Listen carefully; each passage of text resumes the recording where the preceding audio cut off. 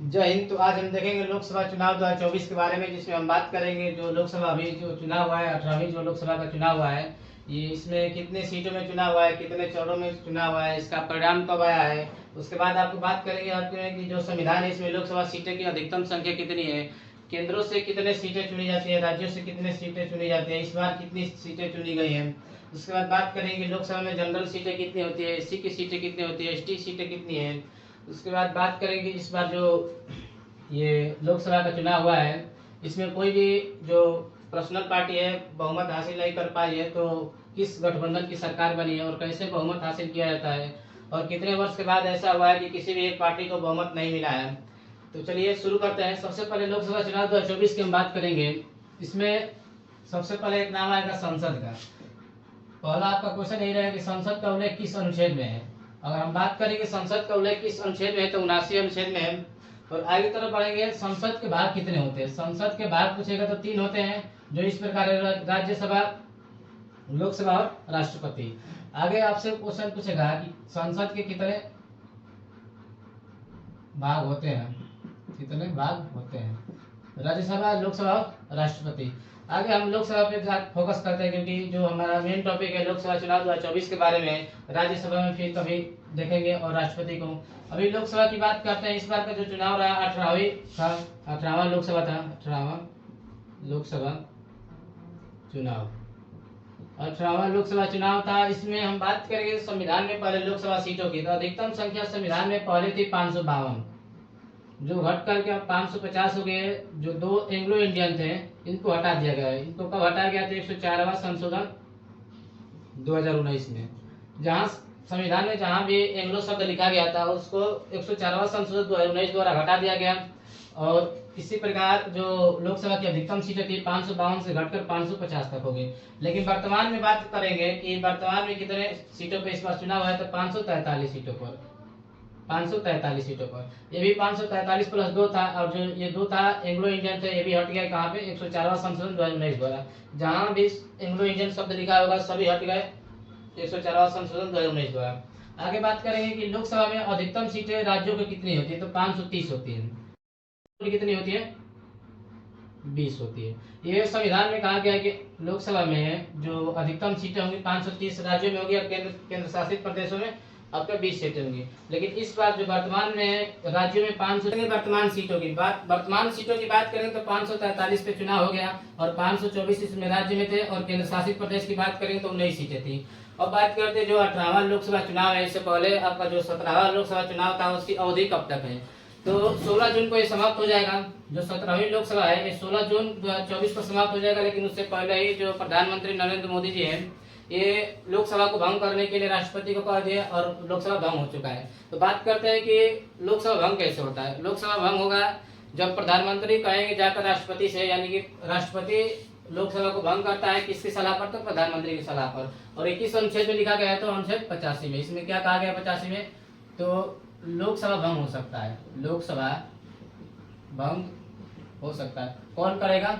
तो राष्ट्रपति करेंगे। लेकिन सलाह कौन देगा? तो पीएम। वैसे भी आप लोग जानते हैं कि संविधान के अनुसार जो सर्वोच्च पद है राष्ट्रपति है, लेकिन ऐसे जो वास्तविक पद देखा जा सकती है तो प्रधानमंत्री के हाथ में होती है। जो चाहेगा प्रधानमंत्री वही होगा, लेकिन हस्ताक्षर तो राष्ट्रपति का ही करना है। तो चलिए आगे बढ़ते हैं। इसमें जो 17वीं लोकसभा जो चुनाव था 16 जून 2024 से पहले ही समाप्त हो गया, क्योंकि अनुच्छेद 85 का प्रयोग करके प्रधानमंत्री ने उसको लोकसभा को भंग करा दिया, क्योंकि आगे उनको तीसरी बार प्रधानमंत्री बनना था।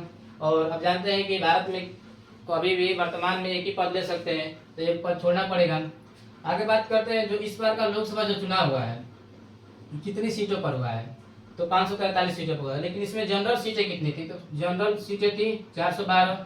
एससी की बात करेंगे तो 84 सीटें हैं, और एसटी की बात करेंगे तो इसमें 47 सीटें हैं। ये आपका आरक्षित है। आपसे क्वेश्चन बताएंगे आप लोग कि वर्तमान में भारत में किस पद के लिए सबसे ज्यादा महिलाओं को आरक्षण दिया जाता है। महिलाओं को सबसे ज्यादा आरक्षण किस पद के लिए दिया जाता है? आपका ऑप्शन आप खुद बनाइएगा और बताइएगा कमेंट में। आगे देखते हैं। इसमें अनुच्छेद 83 की बात करेंगे। हम यहाँ पे ये देख रहे हैं कि जो लोकसभा का चुनाव हो रहा है कितनी अवधि पे हो रहा है? 5 वर्ष पे होता है। हर 5 वर्ष में इसका चुनाव होता है लोकसभा का। और इसमें हम क्वेश्चन आपसे ये पूछेगा कि जो हर 5 वर्ष पे जो चुनाव हो रहा है, इस संविधान के किस अनुच्छेद में कहा गया है कि भारत में हर 5 वर्ष पे लोकसभा का चुनाव होना चाहिए? तो अनुच्छेद 83 में। 83 में क्या कहा गया है? लोकसभा का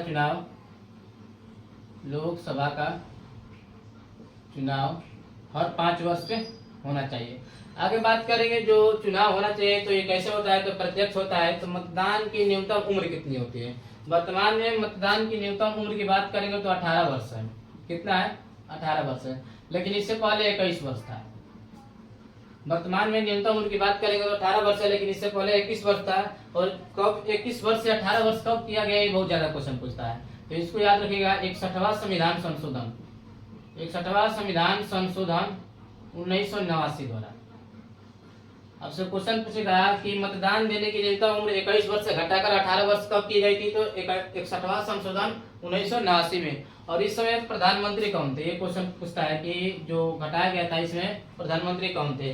तो आप ऐसे याद रखिएगा कि मतदान की न्यूनतम उम्र घटाई जा रही है 21 से 18 वर्ष की गई, यानी कि युवाओं के हित में कार्य हो रहा है।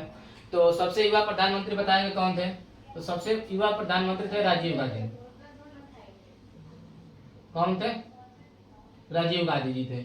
आगे बात करेंगे जो लोकसभा चुनाव 2024 हुआ है, कितने चरणों में हुआ है? तो 7 चरणों में हुआ है। और इस बार का जो लोकसभा चुनाव था इसमें सबसे ज्यादा महिलाओं ने भाग लिया था। इससे क्वेश्चन पूछेगा करंट से कि निम्नलिखित में से किस वर्ष के चुनाव में सबसे ज्यादा महिलाओं ने भाग लिया था? तो 2024 में। और सबसे ज्यादा पुरुष ने भी। और अभी तक का सबसे बड़ा ये था 97.8 करोड़ लगभग में जो वोटियर थे इसमें भाग लिए थे, जिसमें से 66.33% इसमें वोट दिए। आगे बात करेंगे परिणाम किस दिन आया? तो 4 जून को आया, 4 जून 2024 को। और 8 और 9 जून को मिला करके 9 जून को जो प्रधानमंत्री शपथ ले चुके हैं।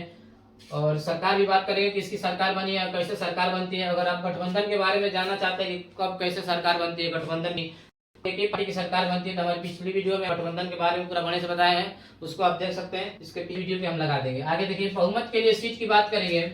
जैसे इस बार आप लोग जानते हैं कि किसी भी एक पार्टी को बहुमत मिला नहीं है।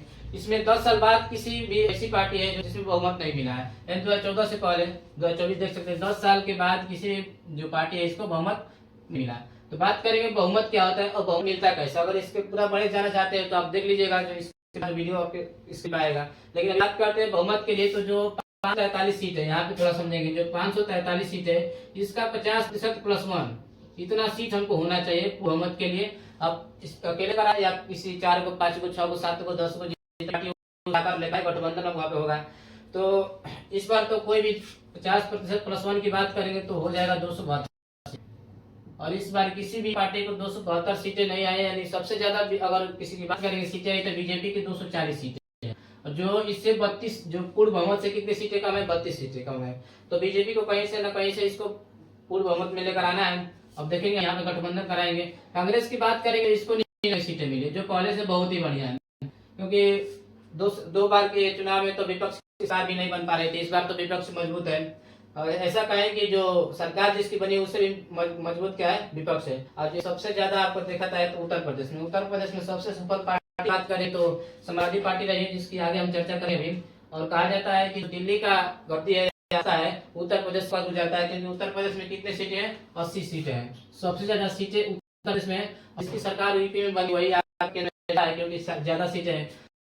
इसमें अब कोई भी पार्टी 272 सीट नहीं लेकर आई, तो अब बनेगा किसकी सरकार बनेगी? तो गठबंधन की सरकार बनेगी। और गठबंधन में एनडीए सरकार बन चुकी है। इस एनडीए की बात करेंगे तो इसमें 41 पार्टियां जो मोदी जी के साथ हैं इसमें 41 पार्टियां हैं। और इसका गठन हुआ था 19, इसके प्रमुख जो पार्टी भी है, जो एनडीए है इसका गठन हुआ था 1998 प्रमुख पार्टी इसकी बीजेपी है। और इसमें 41 सीटें। आगे बात करें पूरे एनडीए मिलाकर 292 सीट जीत चुके हैं, यानी कि अब तो ये पार हो गया 272 वाला आंकड़ा। 270 सीटें चाहिए थी, मिलाकर कहा 292 तक पहुंच गए मोदी जी, जिसमें अकेले इनका 240 है। ऐसा कहा जाए 52 जो सीटें हैं अन्य 40 पार्टियां हैं वो लेकर आई हैं। लेकिन जो दबदबा है ये तो बीजेपी का ही रहेगा, क्योंकि लगभग में 240 सीटें अकेले ही लिए हैं। और देखें आप लोग कैबिनेट मंत्री में, कैबिनेट जो मंत्रालय था उसमें कुछ ज्यादा प्रभाव पड़ा नहीं है। अगले वीडियो में देखेंगे कैबिनेट मंत्रालय में कि कौन कैसे बना है।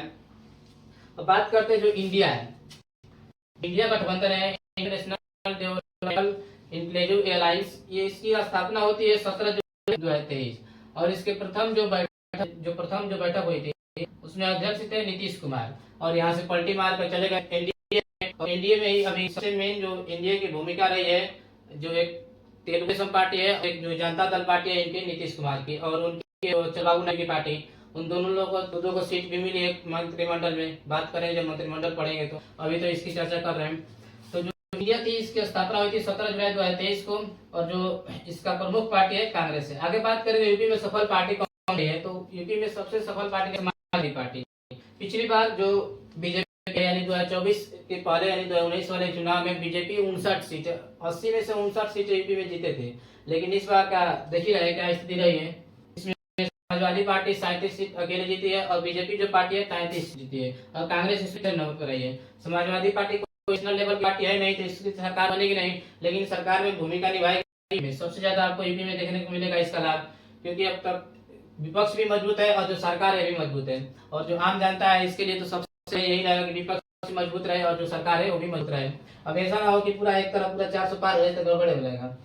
तो ये था जो लोकसभा चुनाव 2024 था। जो क्वेश्चन इसके बन सकते थे इसको देखें, आप एक बार इसका स्क्रीनशॉट ले लीजिए।